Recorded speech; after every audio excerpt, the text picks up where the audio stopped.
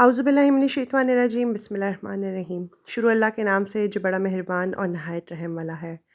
कैसे हैं जी आप सब? उम्मीद है आप सब ठीक-ठाक होंगे।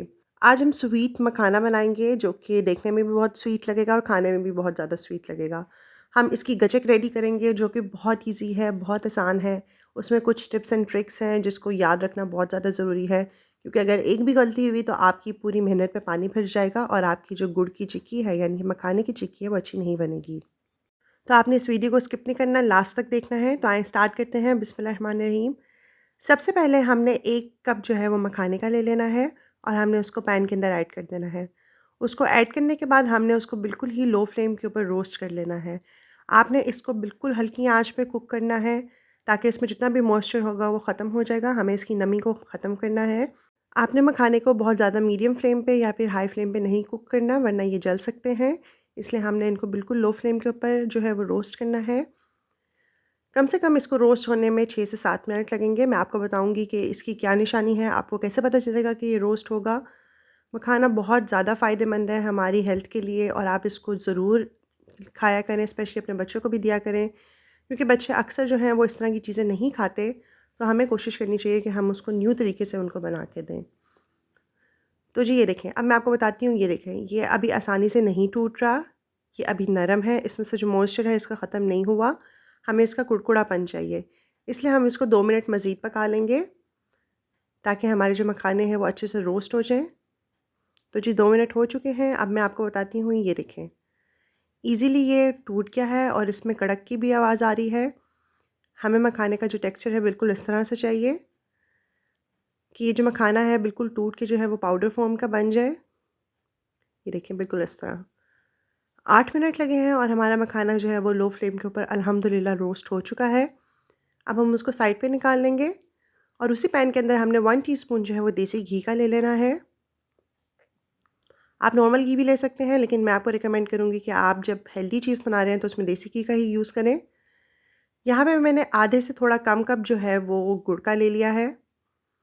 अब हम इसको अच्छे से जो है वो लो फ्लेम के ऊपर कुक कर लेंगे। यहाँ पे भी आपने अपनी आँच को बिल्कुल हल्का रखना है, ना बहुत ज़्यादा मीडियम रखना है, ना ही हाई रखना है, क्योंकि हमने गुड़ को सिर्फ़ पकाना है, जलाना नहीं है। आप अपने बच्चों को ये मखाना की जो रेसिपी है वो स्वीट पॉपकॉर्न के तौर पे भी दे सकते हैं, इंशाल्लाह उनको बहुत ज़्यादा पसंद आएगी।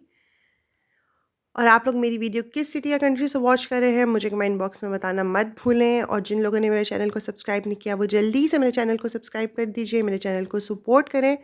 और जिन लोगों ने ऑलरेडी सब्सक्राइब कर दिया हुआ है उन सबका बहुत ज़्यादा थैंक यू। अल्लाह ताला आप सबको सलामत रखें, आमीन। तो जी यहाँ पे गुड़ जो है वो अच्छे से मेल्ट हो चुका है। अब हम इसको अच्छे से कुक कर लेंगे मज़ीद 2 से 3 मिनट तक। यहाँ पे भी आपने अपनी जो फ्लेम है वो लो रखनी है और ये इजीली मेल्ट हो जाएगा। और अब इसको चेक करने का एक और तरीका है कि हम इसको सबसे पहले कुक कर लेंगे 2 से 3 मिनट। और अब ये देखें, इसका जो कलर है वो चेंज हो रहा है, ये थोड़ा-सा डार्क हो गया है। अब हम एक नॉर्मल पानी लेंगे कटोरी में और इसका थोड़ा-सा हिस्सा हम इसके अंदर ऐड करेंगे और इसको ठंडा होने देंगे। उसके बाद हम इसको चेक कर लेंगे। जब आपका गुड़ जो है वो ईज़िली टूटने लग जाए, मतलब कि उसमें चीड़ापन ना हो, वो स्ट्रेच ना हो, तो इसका मतलब है कि आपका गुड़ रेडी है। और अल्हम्दुलिल्लाह मेरा गुड़ रेडी हो चुका हुआ है। अब हम इस स्टेज के ऊपर इसके अंदर मखाना ऐड कर देंगे और उसकी हम अच्छे से मिक्सिंग कर लेंगे। अब हम इसको अच्छे से कोट कर लेंगे कि हर मखाने के दाने के ऊपर जो गुड़ है वो अच्छे से कोट हो जाए।